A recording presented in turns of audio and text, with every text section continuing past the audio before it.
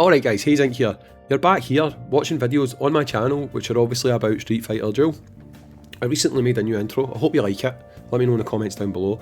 I'm not good at all that, but I had to do it myself. So maybe I'll refine it, maybe I'll try and see if I can get it better, but honestly my skills are really not there when it comes to like that type of stuff. But I've got some ideas that might make it better, so you can let me know in the comments down below if it's a pass or a skip from you guys. But in this video we are going to be talking in a bit more detail about our boy Blanka. So, Fashion Blanka. In fact, you know what? See, just to make life easier, I'm going to use the bio for this. And the reason I'm going to use the bio is, in the bio, we can look at his full fighting spirit and stuff like that, right? So we'll come out, we'll go into gallery, right? And we shall do this in the gallery. So, Blanka, our boy Blanka. Blanka is a legendary unit. I've already discussed to you guys what legendary units are, what they do, how they operate. If you've not seen that video, I'll put it in the little slide at the end where, you know what I mean, recommended videos kind of thing. Jump in there and you can really see how legendaries work, how they operate, and how all of them are going to be moving forward. So we're not going to talk about that in this video. His typing is he is agility. He is also a tank class character, and he's got this little fighting style, raging 100 HP, right? Blanka is your, I guess, first non-standard class character. You would think that these characters are going to be better. Blanka's a bit of an oddball though. He's not a bad character. He's just like, he is a legend, but it really feels like he should be a fire class, right? But we'll talk about why, right? So if we look at his passive first, I think his passive is best to look at before we start looking at other things, right? So his passive, gain 1 wildfire every 6 seconds after the battle begins. Level 2, gains 1 defense up for 5 seconds for 12 seconds whenever wildfire is lost, stacks up to 12 times. Upon entering the battle, the fighter gains 2 wildfires and he gains 1 attack up for 5% for 12 seconds whenever wildfire is lost, stacks up to 12 times. That's at level 4. So for a tank, considering he's getting his wildfire right away, he's going to be quite tanky, right? Which is what you want, but he's also going to be a tank that's got the potential to deal damage, which again is what you want, because you don't just want a bullet sponge. You know what I mean? You want a bullet sponge that's going to do something against the enemy, and based on Blanka's passive, for sure, he can do that, right? So just in case you don't realise, wildfire, when dealing damage, 35% chance to remove, when dealing damage, 35% to remove 1 wildfire and deals additional flame damage equal to 310% of attack, stacks up to 12 times. So basically, with that, if he loses a wildfire, or consumes a wildfire, shall we say, he's going to do more damage, right? But when he consumes that wildfire, he's going to trigger the other things up top, okay? So while dishing out 310% damage on the first wildfire loss, he's also going to gain defense up, he's also going to gain attack up, right?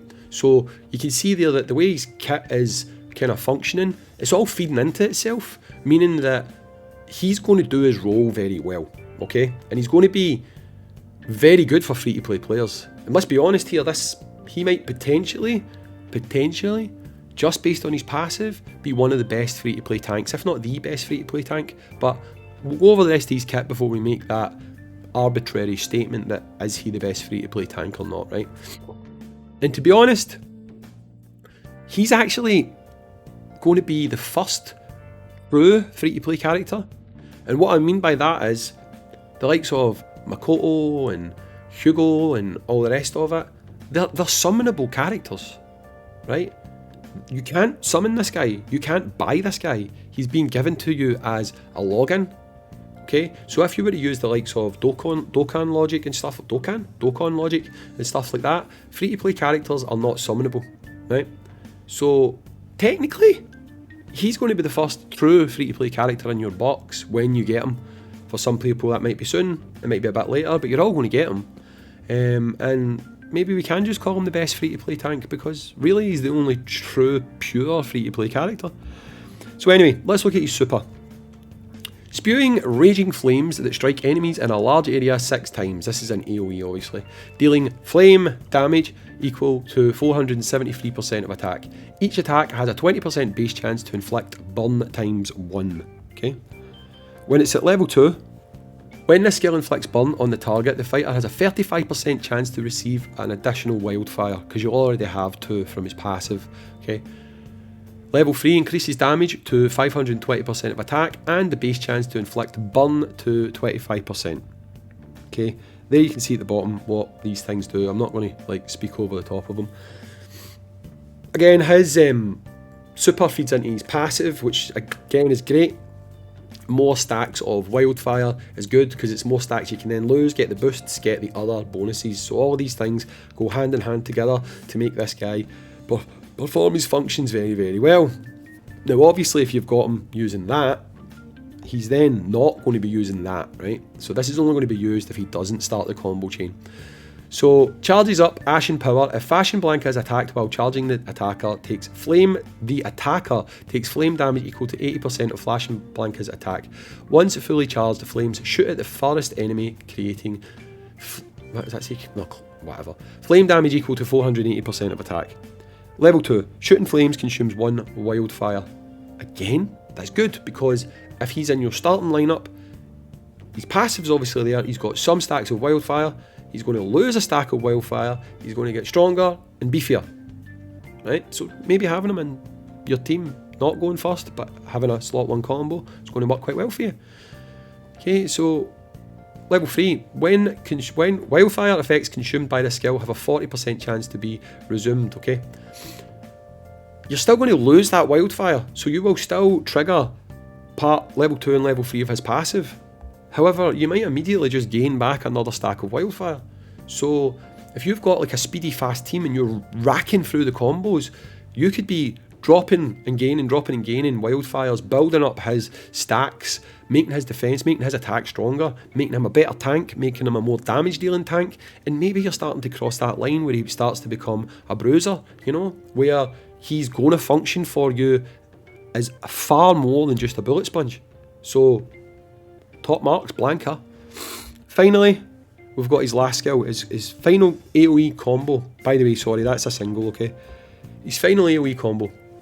Blanka becomes a ball of blazing fire and swiftly shoots through the enemy ranks, dealing flame damage equal to 266% of attack to enemies in a large area. He leaves a trail of fire in his wake that lasts 4 seconds and which deals flame damage equal to 112% or 112% of attack. The fighter receives 1 wildfire every 7 times the trail of fire deals damage.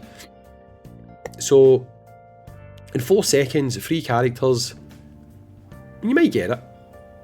You might get it every time. I don't really know. It depends on like the positioning and stuff and how, if it's hitting them like that.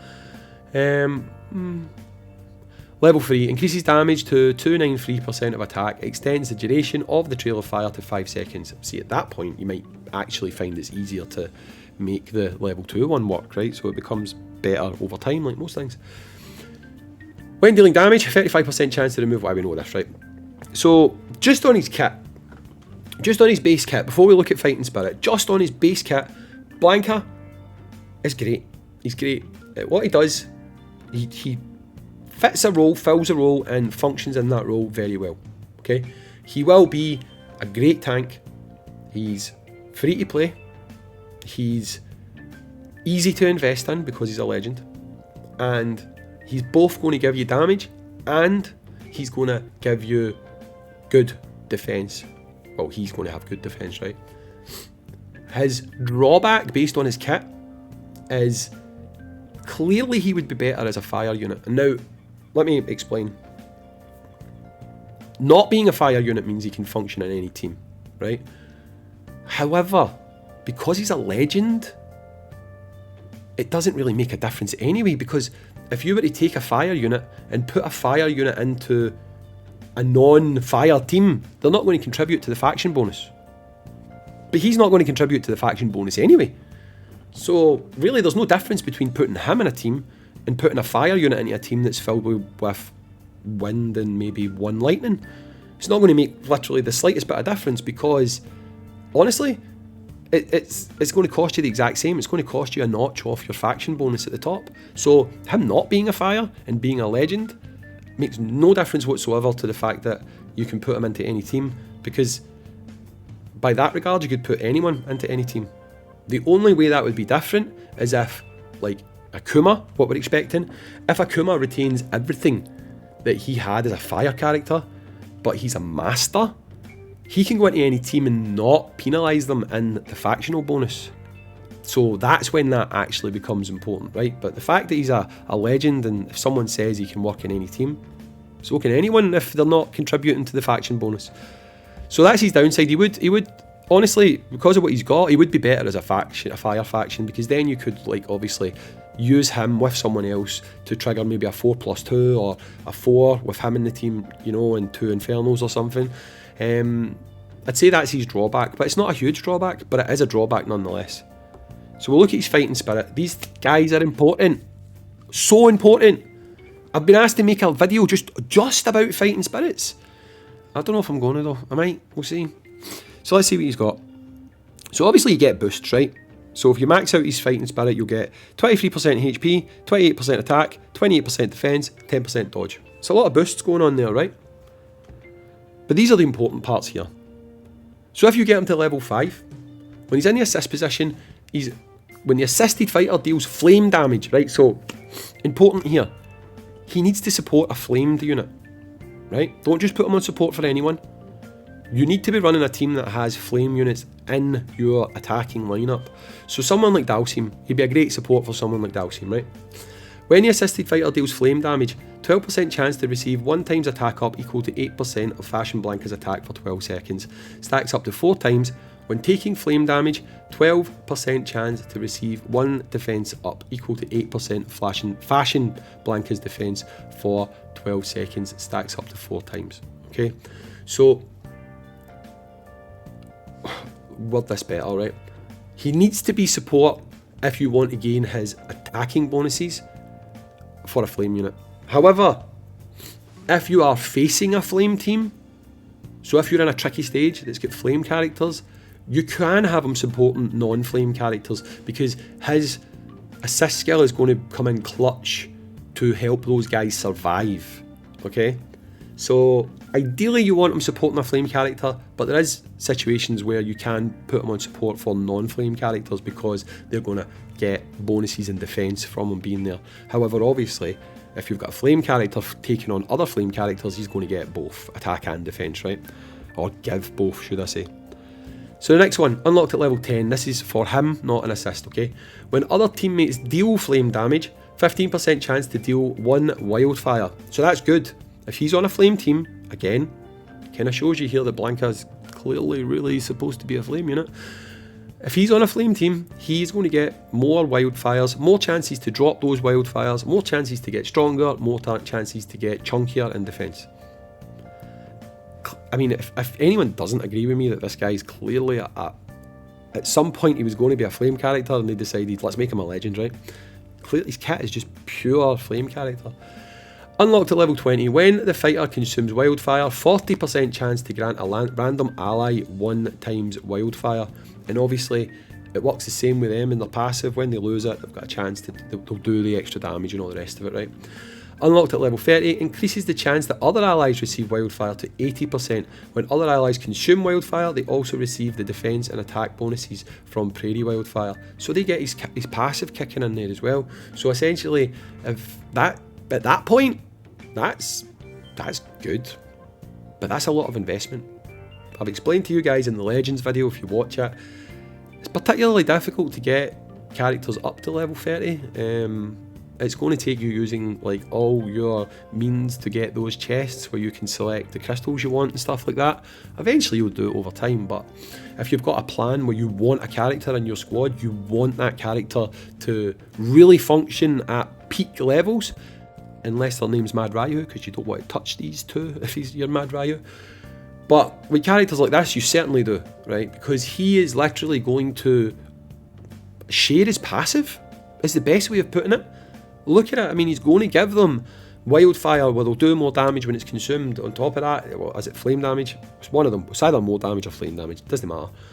On top of that, they're also going to then get a boost to attack and a boost to defense. When they do that, the fact is, they are going to be getting that 80%, well, an 80% chance to get that. I mean, yeah, but again, they've got to be on a fire team. Because you're not going to just get that if you're using standard characters. Like, you're not going to get that with a Chun-Li team. You're not going to get that with a Bison Inferno team that's not got, like, flame characters on it. Yeah, sure, if you've got Dalsim sitting at the back, then, yeah, sure, you might get that. And, by the way, just to make you guys aware, these function if they're in slot 4. They still function, right? But unless you're running, like, a pure flame team, you're not going to get the most of it. So it doesn't change my opinion that Fashion Blanka is great. But unfortunately, I feel like that does make him fall into that situational great category, where at his core, he is extremely good. Like, extremely, extremely good, right? And he doesn't need to be on a flame team to be good. But to be great, he needs to be on a flame team. And I think that then puts him into that situational territory where you can't put him on top tier when you talk about characters, because top tier is going to be characters who just function regardless.